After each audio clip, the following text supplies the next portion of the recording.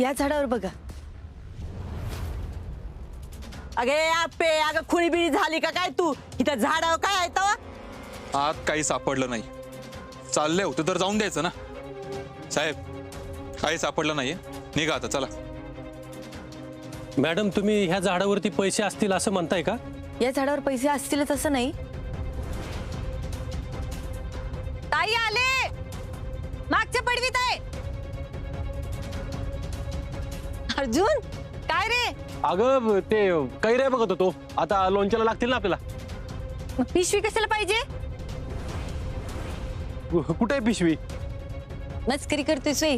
ही तर माग पिशवी आहे. अगं हा ते हे नारळ कैऱ्या भरायला लागेल ना पिशवी, म्हणून आणली ती. पण मला शंका वाटते. हवलदार एकदा बघा बरं झाडावरती काय सापडतंय का?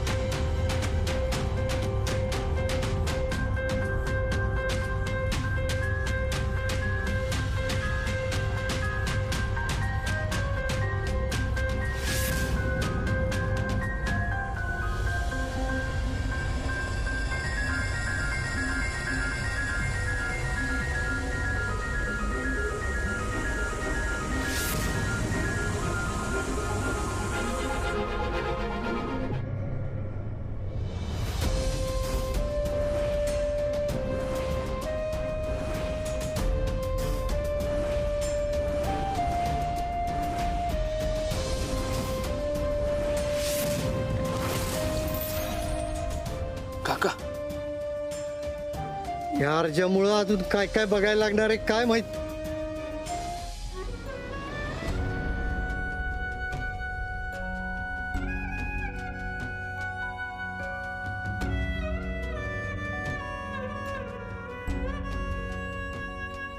चला याचा पंचनामा करायला घ्या.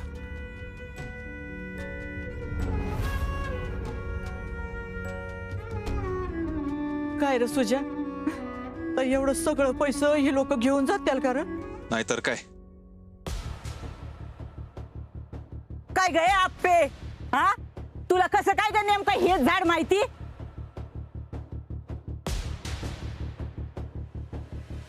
आता अर्जा काय झालं तरी बाहेर येत नसतो. अगं तुला विचारते, आता थोबड का शिवलं तुझं सांग ना मला. या झाडावर पैसा आहेत हे तुला कसं काय माहिती? मावशी तुम्हाला नेमकं काय म्हणायचं या ठिकाणी? मावशींना असं वाटतंय ही पैशांची जागा मला आधीपासून माहिती होती. हा मग माहितच होती. अगं तुला सगळं माहितीये, पण आता तिकडे तो अर्जा अडकलाय ना, म्हणून हात वर करून मोकळी होती या. मावशी तुम्ही तोंडाला येईल ते बडबड करू नका. हा वा ग वा, तोंडाला येईल ते बोलू नका म्हण. अगं हिलाच कसं काय माहिती ही तर हाय म्हणून? अहो मला शंका वाटली. मला मला खात्री करायची होती आणि नेमकी ती खात्री खरी नाही. ओ भाऊजी, अहो काल तर लय तिची बाजू घेत होता. माझी आप्पीन, माझी पोरगी, माझी हेवन, माझी टॅव. तुम्हाला कळतंय का? ही परकी पोरगी तुमच्या सख्या पोराला तिकडे तुरुंगात खडी फोडायला पाठवायची व्यवस्था करतीय. तिचा यात काहीच दोष नाहीये. आज जे काय होतंय ना त्या अर्जुननी केलेल्या कुकर्मानं होतंय. अगं पण अडकवतीये तर हीच ना. मावशी मी अडकवत नाहीये. जो कोणी भ्रष्ट अधिकारी असेल किंवा भ्रष्ट माणूस असेल ना, त्याला शिक्षा ही झालीच पाहिजे, मग तो माझा नवरा का असेना.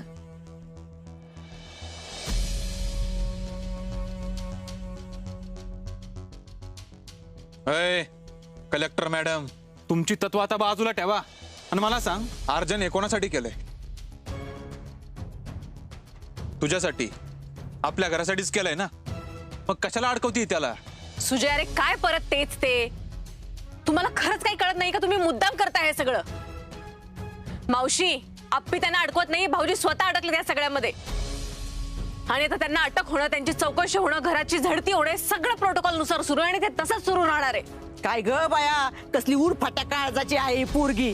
म्हणून मी तुमच्या सगळ्यांना सांगते, हिला ना घरातून हाकलून द्या सरळ. एक शब्द जर का अजून बोलला ना तर तुम्हाला हाकलून देत ना. चला निघायच ना, निघायच ना, चला निघा. अप्पी, अगं नको काळजी करूस. दर वेळेला मी तुझ्या पाठीशी उभं राहणार कायम. तुझ्यात ना खरंच खूप हिंमत आहे, म्हणूनच तू या सगळ्याला सामोरं जाऊ शकतेस बघ. पिवते माझ्यात नाही ग ताकद. अप्पे, आतनं तुटत चालली मी पिवताई.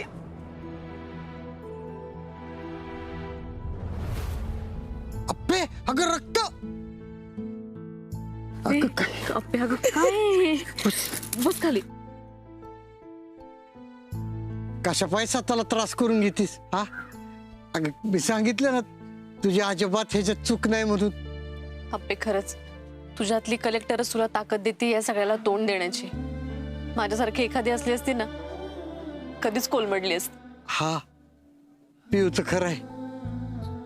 अप्पे एक काम कर, तू इथं थांबूच नको, ऑफिसला जा ना तुझ्या. कामात मन रमव बघ. तू खरंच ऑफिसमध्ये जाऊन कामात लक्ष दे, म्हणजे जरा तुझं मन पण लागेल. चल मी तुला सोडतो. चल चल चल चल चल अगं. चल त्याला जरा हळद लावू आपण, म्हणजे बरं वाटेल. चल.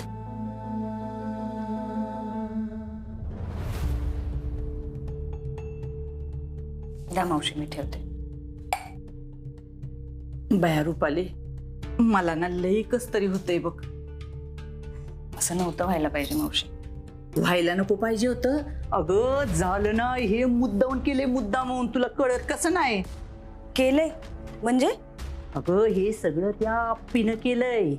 आपण आणि एवढं कठोर नव्हतं वागायला पाहिजे होतं. पण बघ ना ग, त्या बिचाऱ्या अर्जाने काय काय नाही केलं तिच्यासाठी. आणि तरी पण त्यांनाच पकडून द्यायच्या मागं लागली ती. नाही तर काय. मला ना अर्जुन भाऊजींसाठी लय वाईट वाटते. तू एक काम करते का, त्याला जेवणाचा डबा घेऊन जाते का? अर्जुन भाऊजींना? हा मग जा ना ग. तिकडं ज्याला कुठलं ग त्याला चांगलं चुंगलं खायला मिळणार आहे. आणि ती आप्पी काय घेऊन जाणार आहे का तवा? मीच घेऊन जाते. हा पण तू त्याला काय बी बोलू नकोस बरं का. काय बोलू नको?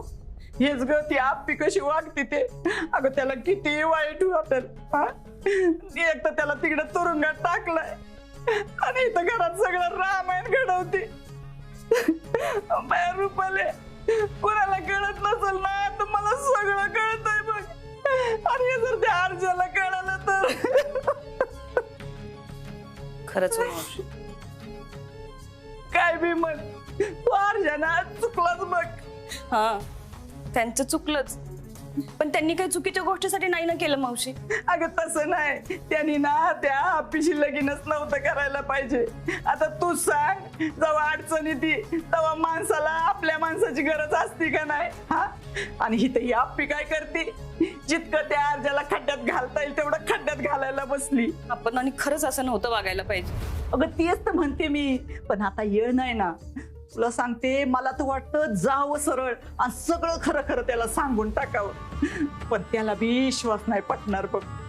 आता तू चाललीयस ना तिकडं, तर जरा थोडा इशय काढून बघ ना. मी नाही नाही नकोच ते. त्याला विश्वास बी बसणार नाही बघ. पटत नसलं तरी बी जरा तू इशय काढून बघ ना. नाही नाही नकोच ते. पण तू डबा तर घेऊन जाशील ना त्याला? हो जाते. हा, माझ्या लेकराला ना काय आवडतंय ना ते सगळं बनवून न्या तेवढं. अर्जुन भाऊजींना आपण आणि केलेले आलू वडे आवडतात. हा तू कर, पण त्या ती कुठे करते तवा. बर कर.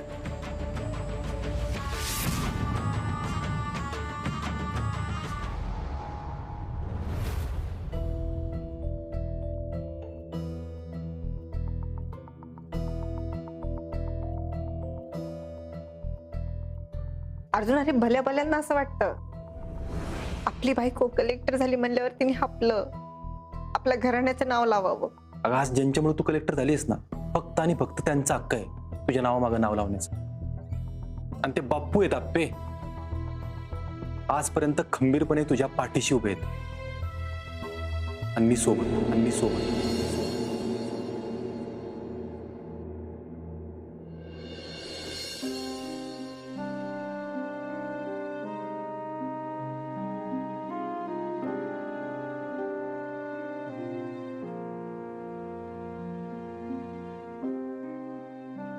अप्पे अगं चल चल. Good morning madam. Good morning Shri. Madam बरं झालं तुम्ही आलात, खूप बरं वाटते. या मॅडम, मी चहा सांगून आलोच.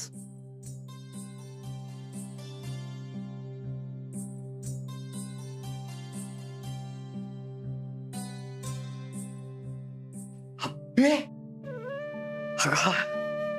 अगं केवढं मोठं आहे का तुझं ऑफिस?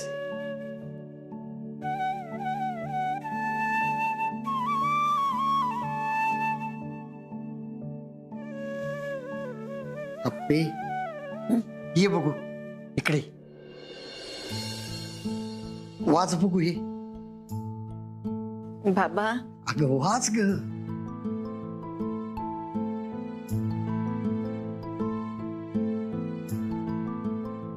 अपर्णा सुरेश माने, जिल्हाधिकारी. कुठं असतात या? बाबा माझी इच्छाच होत नाही हो. मला ना सतत भीती वाटते. लोक माझ्याबद्दल काय विचार करत असतील, माझ्याकडे कसं बघत असतील. मग अशी शिरके आले तेव्हाही वाटलं ते मला हसतील का काय. अप्पे ये बघ, तू पुन्हा नीट वाच.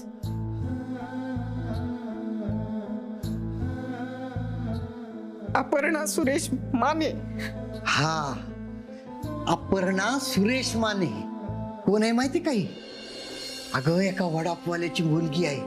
तिचं स्वप्न होतं कलेक्टर व्हायचं, आणि त्यांनी काय काय नाही केलं त्याच्यासाठी. अगं सगळं दिलं त्यांना जे देता येईल ते. आणि ती पोरगी पण काय कमी नव्हती काय. अगं लई कष्टानं जिद्दीनं नाही नाही ते सोसून ती इथपर्यंत आली. आणि म्हणून तिनं हे नाव लावलं, अपर्णा सुरेश माने. अप्पे, अगं तू जिथं कुठं असशील तिथं तू स्वतःच दुःख बाजूला ठेवून लोकांचा विचार करायला पाहिजे का नाही?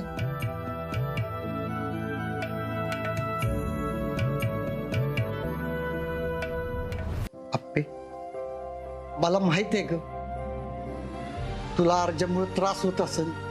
नाही ते मनात येत असेल. पण अप्पे, तुझं कर्तव्य हे आहे, तू जर काम नाही केलंस तर एखाद्या वडापवाल्याची अडचण नाही सुटणार ग. त्याची अडचण सुटली तर त्याच्या पोरीच्या शिक्षणाला मदत होणार आहे काय? एखादा शेतकरी आला, तू नसलीस तर त्याची अडचण कशी सुटेल बघू. या सगळ्यांनी परत जावं असं वाटतंय का तुला अप्पे? आपल्याकडे लोक काय म्हणतात माहित आहे ना, सरकारी ऑफिसाचे खेटे नको घालायला.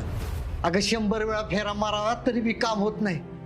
आणि तू नसल्यामुळे असंच झालं तर चालेल का अप्पे? अगं बापू पण मला माहिती हो, माझं नाही लक्ष लागणार. माझं सतत डोक्यात तेच चाललंय, माझं नाही जमणार आहे. अगं तुझ्यावर लई मोठा आघात झालाय, आबाळ कोसळलंय, सगळं संपलंय. ही पहिल्यांदा डोक्यातनं काढून टाक, कारण तुझ्यावर जिल्ह्याची जबाबदारी आहे अख्ख्या. अगं तू इथं नसलीस ना तर कुणाकुणाची पोरं रस्त्यावर येतील, कोण भ्रष्ट अधिकारी उगाच दमदाटी करतील. अगं कुणा बाईला जर नवऱ्यानं मारलं ना तर ती कुठं जाईल? आणि अशा वेळी तू तुझं दुःख कवळत बसलीस तर तू स्वार्थी आहेस असं नाही का होणार अप्पे? असं नको व्हायला ना अप्पे.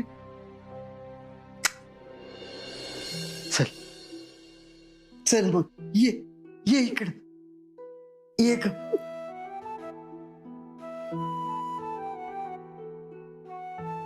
बस बाबा मला नाही वाटत माझ्यावर कोणी विश्वास ठेवला आता. अगं नाहीच ठेवणार कोणी विश्वास. लोक असंच म्हणणार की तू तुझ्या नवऱ्याला भ्रष्टाचारात मदत केली असं म्हणून. आपण कशाला लोकांच्या तोंडाला लागायचं? तू तुझ्या कामानं त्याला उत्तर दे आणि त्यानंच तू उत्तर देऊ शकतेस. अगं तू खरी आहेस ना अप्पे? मग तुझ्या कामातनं दाखवून दे, नको कुणाच्या तोंडाला लागू. तुझं कामच सांगत तू खरी आहेस ती. हा ये बस.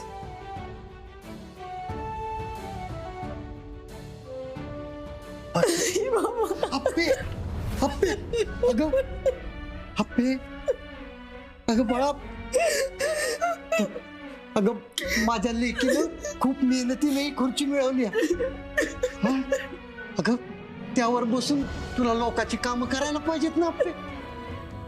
अगं आता तुला स्वतःसाठी रडण्याचा अधिकार नाही अप्पे. कारण तू आता फक्त कुणाची बायको नाहीस, तर अख्ख्या जिल्ह्याचे जिल्हाधिकारी आहेस. हा बाळा, मला माहितीये अगं तुला अर्जुननी फसवलंय, तुझा विश्वासघात केलाय, पण बाळा तू पण लोकांना विश्वास दिलायस ना. हा मग तू करशील त्यांचा विश्वासघात. तू लोकांना शब्द दिलायस या जिल्ह्याचा विकास करून दाखवशील म्हणून. मग लोक वाट बघतायत अगं, तुझी वाट बघतायत. हा उठ बाळा आणि त्या लोकांसाठी काम कर. उठ बघ, त्या लोकांसाठी उठ ग.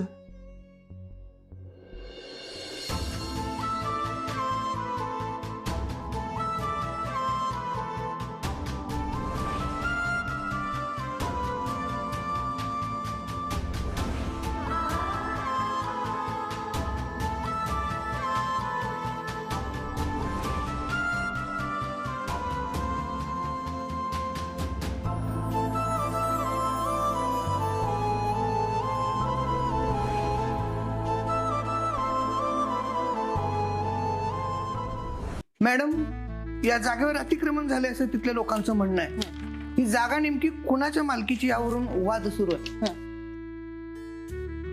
ही शासकीय वसतिगृहाची फाईल आहे मॅडम.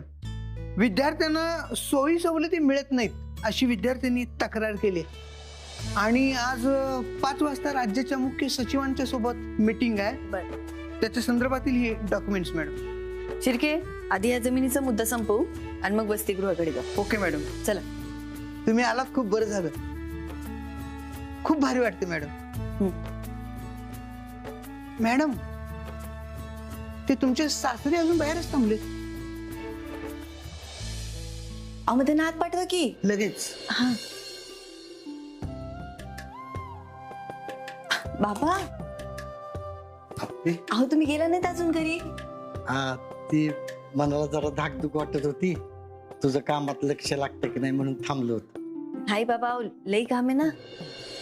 आणि आता डोळे उघडून प्रत्येक फाईल चेक करते मी आणि मगच सही करते. आधीची चूक केली ना, ती चूक मला पुन्हा होऊ द्यायची नाही बाबा. डोळे बंद न करण्याचं अजून एक कारण आहे. काय का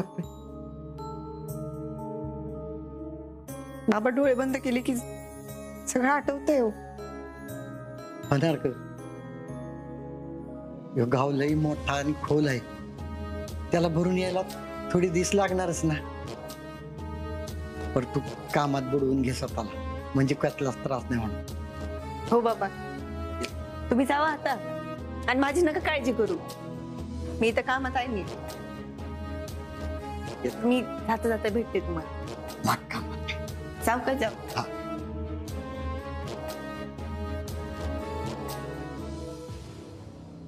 आपे, अगं मला या गोष्टीचं लई बरं वाटतंय बघ. बोला की. अगं मी खुळ्यागत तुझ्या मागे लागलो होतो, बाळाचा विचार कर, बाळाचा विचार कर म्हणून. पण बरं झालं तुम्ही तो विचार नाही केला. ते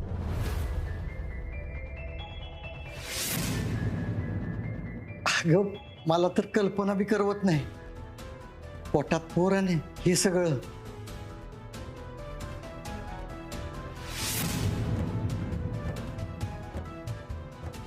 नकोच. हो ना बाबा. जाऊ दे, कर तू काम. हा